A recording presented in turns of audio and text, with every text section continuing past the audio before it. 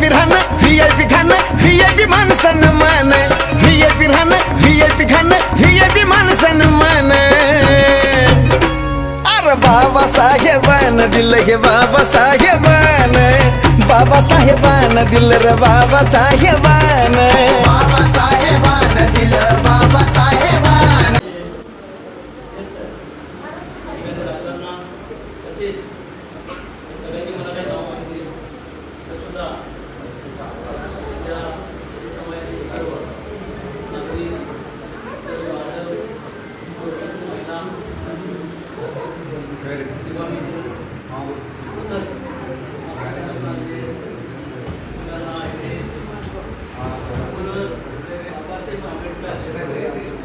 दिलेले संविधान आजपर्यंत चालत आले आहे. संविधानाला आमचा भारतीय आवाज या संविधानावरती आमचा देश सभा आहे.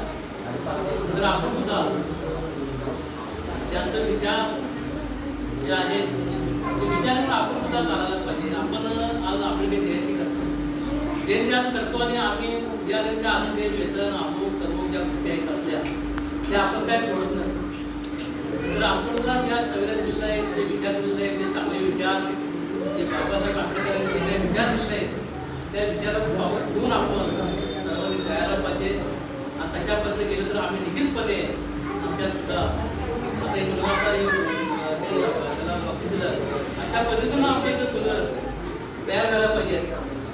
त्या विचाराला गेलं त्या मुद्द्यातच तर आपण सर्वांनी जास्तीत जास्तपणे अशा विचाराला संघटित व्हाव्या आणि संघटन आहे ते 100% त्याचा उद्धार होणार असं या ठिकाणी सांगतो. आणि सर्व व्यवस्थितपणे असंच एकमेकाच्या प्रेम विक्रिया आणि आमच्या गावामध्ये बरोबर मला सांगावं वाटतंय आमच्या गावामध्ये पहिल्या गावामध्ये बहुत फरक आहे. आमच्या गावामध्ये मातृ समाज आहे, जांभळी समाज आहे, तांबा समाज आहे, सगळे समाज आमच्या गावात आहेत. तर सुद्धा आमच्या गावात कधी भांडण तंटा अमुक तमुक आले कधी झालं नाही. काय आदेश होते किंवा काय कुठल्या समाजाचा म्हणून हे करत होता की मला आदेश तुम्हाला केलेला भाग आमच्या गावात अशी सांगा वाटते आम्ही बाहेरचा करतो मी असं बोलत ना कुठे मी करतो बाहेरच्या गावात आपण भरपूर काय मिळते. तर आमच्या गावात असं काही झालं नाही. एकमेकाला हिंमत देत एकमेकाचं विचार घेत असं आमच्या गावामध्ये आम्हाला बरोबर चांगलं वाटतंय. आमच्या गावाला हे नाही म्हणतो असं की कुठल्याही समाजाचा वाचन समाजाचा तुम्ही कुणाला कार्य वेळेकडून शिकगाडी उत्पन्न होतं असं मी कधी अनुभव बघितलं नाही. असं जे मला किंवा असंच आम्ही एकमेकांचं विचार करून एकमेकांचं काम करणार काय काम असेल आमच्याकडे या आम्ही करू तुझ्या त्याचं कामाला आम्ही तुमच्याकडे घेऊ अशा पद्धतीचं कर्तव्य असं मी बोलतो.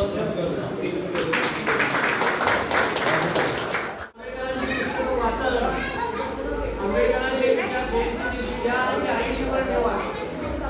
फक्त जयंती दिवशी आले की आपण तेवढं काय करतो ते आत्मसात करतो आणि बाकी दुसऱ्या दिवसापासून सोडून देतो. असं करू नका. माझं प्लीज तुम्हाला खूप विनंती आहे. प्रत्येक वर्षी आम्ही तुम्हाला सांगतोय भाषण करतोय म्हणजे काय आम्हाला येतोय म्हणून भाषण करतोय असायचा भाग नाही. आंबेडकरांचं काहीतरी आत आहे आमच्या म्हणून आम्ही एवढं सगळं करतोय. आंबेडकरांच्या बद्दल प्रत्येकाच्या मनात आस्था असलं पाहिजे, प्रेम असलं पाहिजे, आदर असला पाहिजे. तरच आंबेडकरांची जयंती मोठ्या प्रमाणात साजरी होते. सगळ्यात जास्त आनंददायी लक्षण कुठला असेल माणसाला नोकरी लागण्यापेक्षाही मोठा क्षण असेल तर तो आंबेडकरांची जयंती आहे. 14 एप्रिल 133 देशामध्ये लोक आंबेडकर जयंती साजरी करतात. काय चेष्टा आहे? एवढा मोठा महान माणूस झाला 133 देशात जयंती करतात. संपूर्ण जग जयंती करतोय. मोठा अमेरिकेचा राष्ट्राध्यक्ष आंबेडकर म्हणतो. तो म्हणाला आंबेडकरांचा अध्यक्ष ओबामा काय म्हणाला माहिती आहे तुम्हाला? डॉक्टर बाबासाहेब आंबेडकर जर आमच्या देशात जन्मले असते तर आम्ही काय केलं असतो काही सांगता येत नाही. संपूर्ण अमेरिकेत आम्ही त्यांचं नाव उज्ज्वल करू शकतो. ते ठराविक लोक आंबेडकरांना मानतात, काही लोक मानत नाही. असं म्हणता कामा नये. मी जास्त बोलत नाही. माझे आपण पूर्ववर्ती कार्य करतो एवढेच बोलून थांबतो. अरे बाबासाहेबान दिलं हे बाबासाहेबान बाबासाहेबान दिलं रे बाबासाहेबान.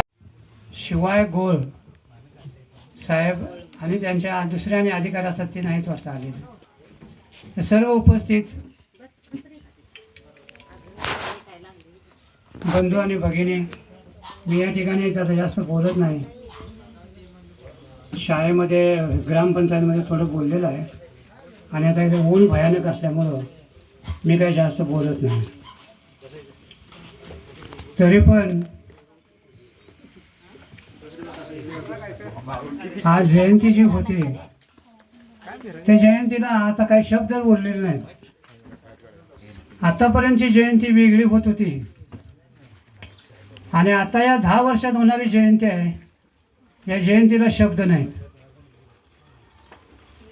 कारण अशी जयंती जगात कुठल्या मानवाची झालेली कोण बहादर सांगू शकत नाही आणि होणार पण नाही. अशी एवढी मोठी थाटामाटात आणि अफाट पैसे खर्च करून जयंती साजरी केली जाते ती फक्त डॉक्टर बाबासाहेब आंबेडकरांची. डॉक्टर बाबासाहेब आंबेडकर हे आम्हाला एक असं दैवत मिळालं आहे. मी तर म्हणतो की माझ्या आईवडिलांच्या पेक्षाही ते थोर आहेत. आईवडिलांना प्रथम स्थान असतं, पण आईवडिलांच्या पेक्षाही मी माझ्या मते आंबेडकरांना जास्त स्थान देतो. कारण आंबेडकरांच्या विचारामुळंच, आईवडिलांच्या विचारामुळंच, गुरूंच्या आशीर्वादामुळंच मी शाळा शिकलो. परिस्थिती नसताना MA BEd शाळा शिकायचं हे काय काम सोपं पण नव्हतं. तरीसुद्धा मी त्यावर मात करून ती शाळा शिकली. म्हणून आज मी या स्थितीमध्ये आहे. हे सगळं योगदान आंबेडकरांचं आहे. आंबेडकरांनी काय आणि त्या माणसाचा जाता त्या पोरग्याला धक्का लागला. धक्का लागल्यावर ते जे अन्न होतं ताटाचे जरूरमध्ये पत्रावळीमध्ये होतं ते लगेच रस्त्याच्या कडेला ते फेकून दिलं. साहेब तुम्हाला मराठी कळते का? हां. ते बाजूला कडेला फेकून दिलं. फेकून दिल्यावर शी शी शी म्हणाला तो माणूस आणि ते पत्रावळीतलं जेवण तिथं बाजूला रस्त्याच्या कडेला उकिरड्यात टाकून दिला आणि तो गेला. गेल्यावर हे पोरगं आपलं होतं, महाजातीचं होतं, अस्पृश्य होतं. लगेच ते उकिरड्यावर गेलं आणि ते पत्रावळीतलं अन्न ते असं उचलणार इतक्यात तिथनं डॉक्टर बाबासाहेब आंबेडकर जात होते. त्याने त्याच्या हाताला जाऊन धरलं आणि म्हणाला, बाळा हे असलं उष्ट अन्न तुम्ही किती वर्ष खाणार रे? किती वर्ष खाणार? आणि उष्ट अन्न का खाता? काबाड कष्ट करा, मेहनत करा. आणि शेवटी सगळ्यात संदेश सांगितला. ते पोरगं बाबासाहेबांच्याकडे बघतच उभं राहिलं. त्याच्या डोळ्यातून घळा पाणी व्हायला लागलं आणि आंबेडकरांच्या त्यांनी मग एक पिशवीतला त्याला स्वतःचा डबा काढला आणि त्या डबा त्याने त्या मुलग्याला खायला दिला. एका झाडाखाली गेले, बसले आणि ते दोघं मिळून तो डबा खाल्ला. त्या पोरग्याच्या डोळ्यातून घळा अश्रू व्हायला लागले. म्हणजे बघा. आणि त्याला सांगितलं शेवटी की बाळा तू शाळा शिक म्हणजे तुला हक्काची भाकरी मिळेल, तू शिक्षण घे म्हणजे तुला हक्काची भाकरी मिळेल. म्हणजे कोण असं करणार आहे सांगा भाऊ? आपला जेवणाचा डबा कोण दुसऱ्याला देईल का? पण आंबेडकर अशा अनेक ठिकाणी स्वतःचा डबा दिला. आणि एक शेवटचं उदाहरण सांगतो आणि मी थांबवतो. सोलापूरमध्ये एकदा सभा होती आणि आंबेडकरांना सभेला निमंत्रण दिलेलं होतं. नेहमीप्रमाणे आंबेडकर प्रत्येक सभेला 1 तासभर आधी जायचे. तसं त्या ठिकाणी 1 तासभर आधी जाऊन पोचले. तिथं बघताय तर काय तिथं सगळं मोठाच्या मोठा मंडप घातला होता आणि सगळ्या गावाला जेवणाचं निमंत्रण दिलं होतं, संपूर्ण गावाला. आणि गावातले लोक सगळी जेवत होते मंडपात बसून. पाठ ठेवलेले होते जेवायला त्यांना. तेव्हा काय असा वाचकाळ जेवायला खुर्च्या बिर्च्या काय नव्हत्या, पाठ होते. पाठावर बसून सगळी लोक जेवत होती आणि त्या ठिकाणी पोलीस बंदोबस्त होता. जवळजवळ 2000च्या वर पोलीस बंदोबस्त होते. तिथं पोलीस थोडेसे कमी होते. मग बघितलं आंबेडकरांना ते काय सगळं अजब वाटायला लागलं. मग वेळ आहे म्हणाले तोपर्यंत जरा आपण इकडे तिकडे फेरफटका मारूया. मग इथनं त्या ह्याच्यापर्यंत या इंगळ्याच्या दुकानापर्यंत ते आंबेडकर जरा हळूहळू चालत गेले तर तिथं ह्यांच्यापेक्षा जास्त माणसांची झुंबड दिसायला लागली. माणसं म्हणजे काय, एकमेकाच्या वर पडायला लागली, एकमेकाला ढकलत होती, एकमेकाला मारत होती आणि त्या त्या ठिकाणी पत्रावळ्या नेऊन टाकलेल्या होत्या. त्या पत्रावळीवरचं जे अन्न, उष्ट अन्न आहे ते खाण्यासाठी एकमेकाला मारत होती, भांडत होती. आंबेडकरांनी हे चित्र बघून ना आंबेडकरांना जवळजवळ अगदी थक्क झाले, आश्चर्यचकित झाले आणि म्हणाले हा काय प्रकार आहे. पुढे जाऊन बघितलं त्याने तर ही माणसं उष्ट अन्न खाण्यासाठी एकमेकाच्या हातातली पत्रावळी हिसकावून घेत होते आणि त्या ठिकाणी जवळजवळ 1000वर पोलीस बंदोबस्तासाठी होते. 1000 पोलीस बंदोबस्तासाठी उपस्थित होते. मग त्याने त्या पोलिसांना विचारलं, म्हणाले हे कशासाठी ठेवला आहे तुम्ही पोलीस बंदोबस्त. नाही म्हणाले, ही माणसं म्हणाले लय डेंजर आहे. शिक्षण हे आपल्याला कळलं पाहिजे आणि त्याच्या मागं आपण लागलं पाहिजे. जरा कामधंदा सोडून, पोरांना मोकळं सोडून त्याला अभ्यासाच्या पाठीमागं लावायला पाहिजे, तरच आपली मुलं मोठी होऊ शकतात, अन्यथा नाही. जर आपण त्यांच्याकडे बघितलंच नाही, त्याचा अभ्यासच बघितला नाही, तो काय करतो, शाळेत जातोस, अभ्यास करतोस का, त्याची वही कशी आहे. मध्यंतरी मी मुलांना इथं मार्गदर्शन घेतलं. मरगवाईच्या देवळात 15 मुलांना मी एकत्रित केलं. मला समजलं की जवळजवळ 8-10 मुलं होती, त्यातला एकच मुलगा 10वी पास झाला. मग जो अभ्यास करतो तो पास होतो, जो अभ्यास करत नाही तो नापास होतो. मग त्या पोरांना मी सांगितलं, म्हटलं मला होता वेळ तेवढं शक्य मी तुम्हाला मार्गदर्शन करतो. त्यांना निबंधाचे 8 दिवसाचे निबंधाचे पण हस्ताक्षर स्पर्धेचं नियम घालून दिले. 8 दिवस पोरांनी वया अनुचन दिल्या. मला समर्थ आला होता बाबा माझ्याकडे, 10 पोरांच्या वया घेऊन आला होता, त्यांना तपासून दिल्या, माझ्या सह्या पण आहेत त्याच्यावरती. अशा पासा आणतो हे आला होता गणेश मदाळे. हे सगळं कशासाठी, तर हे सगळं शिक्षणासाठी. आंबेडकरांनी काय सांगितलं, आंबेडकरांना लोक म्हणाले धर्मांतर तुम्ही साहेब, तुम्हाला सगळ्या मुस्लिम धर्माच्या लोकांना त्यांनी सगळ्या थैली पाठवून दिल्या, प्रचंड थैली, पैशाच्या थैली बघून आमचा माणूस कोणता चक्कर आली असती. आता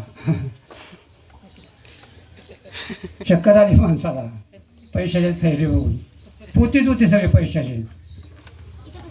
पण आंबेडकरांनी म्हटले नको, आम्हाला पैसे नको, मला बौद्ध धर्मच पाहिजे. ख्रिश्चन धर्म आले पाठोपाठ. ख्रिश्चन धर्माला पण सांगितलं, नाही म्हणाले, मला ख्रिश्चन धर्म पण नको, हिंदू धर्म तर नकोच नको, ख्रिश्चन धर्म नको, पारशी नको, यहुदी नको, जैन नको, काय मला फक्त बौद्ध धर्म पाहिजे. त्याची पण कारणं वेगळी होती, कारण बौद्ध धर्म हा समतेचा संदेश देणारा धर्म आहे. बौद्ध धर्म हा समतेचा संदेश देणारा धर्म आहे. तो जातीभेद मानत नाही, तो धर्म मानत नाही. चांगल्या विचारावर, चांगल्या आचारावर समताधिष्ठित चालणारा असा जगातला एकमेव परिवर्तनवादी असा तो धर्म आहे. आणि तो कुठल्या असा माणूस आहे, तो बौद्ध हा माणूस आहे, कुठला देव धर्म नाही. देवाला तर आंबेडकरांनी कधी मानलंच नाही. पण हे सगळ्या पैसे ढुकलून आंबेडकरांनी बौद्ध धर्म स्वीकारला. दुसरं एक उदाहरण सांगतो, आंबेडकरांनी का असं केलं हे एक उदाहरण झालं. दुसरं एक उदाहरण सांगतो मी तुम्हाला. ते कॉलेजवर प्राध्यापकाची नोकरीला लागले मुंबईमध्ये. एल्फिस्टन कॉलेज म्हणजे सगळ्यात मोठं कॉलेज. आणि त्या कॉलेजमध्ये नोकरी लागल्यानंतर त्यांना प्राचार्य पदाची नोकरी द्यायला लागली ती संस्था. तुम्हाला साहेब आम्ही प्राचार्य करतो या कॉलेजचे. आंबेडकर म्हणाले प्राचार्य नको मला प्राचार्य. मग प्राध्यापक होतो फुल टाईम, सकाळी यायचं संध्याकाळी जायचं, फुल टाईम पण नको मला. मग कशी नोकरी करणार तुम्ही. नाही म्हणाले मी फक्त पार्ट टाईम नोकरी करणार. मग पार्ट टाईम नोकरी केल्यानंतर बाकीचे तास काय करणार. बाकीचे तास म्हणाला मी माझ्या समाजासाठी काम करणार, माझ्या समाजासाठी, माझ्या बंधूसाठी, भावंडासाठी मी माझं काम करणार. कोण आज करेल का सांगा बघू. प्राचार्याची नोकरी कोण ठुकरेल का. प्राध्यापकाची नोकरी कोण सोडेल का. पण आंबेडकरांनी ते समाजासाठी सोडलं. इतकं समाजावर प्रेम करणारा, आपल्या बंधू बांधवाच्यावरती प्रेम करणारा आपलं दैवत, आपला नेता हा डॉक्टर बाबासाहेब आंबेडकर आम्हाला लाभला. त्यामुळं आपल्याला ताटमानेनं जगायला शिकवलं, स्वाभिमानानं जगायला शिकवलं, अभिमानानं जगायला शिकवलं. आज आमची माणसं बघा ताठ राहतात, ताठ बोलतात, चांगले ताठ कपडे घालतात. आता स्त्रिया पण मागं राहिलेल्या नाहीत. स्त्रिया पण चांगले परिधान दागिने घालतात, साड्या नेसतात, कपडे वापरतात चांगले. म्हणजे कोणच मागं नाही. आता आलं का तुमच्या लक्षात? कोणच मागं नाही. एवढं परिवर्तन ज्या माणसानं केलं त्या माणसाची जयंती आज आपण साजरी करताना हा प्रत्येकाला आनंद झालाच पाहिजे. व्हीआयपी राहणं, व्हीआयपी खाणं, व्हीआयपी मान सन्मान, व्हीआयपी राहणं, व्हीआयपी खाणं, व्हीआयपी मान सन्मान. अरे बाबासाहेबानं दिलं हे बाबासाहेबानं, बाबासाहेबानं दिलं रे बाबासाहेबानं, बाबासाहेबानं दिलं बाबासाहेब.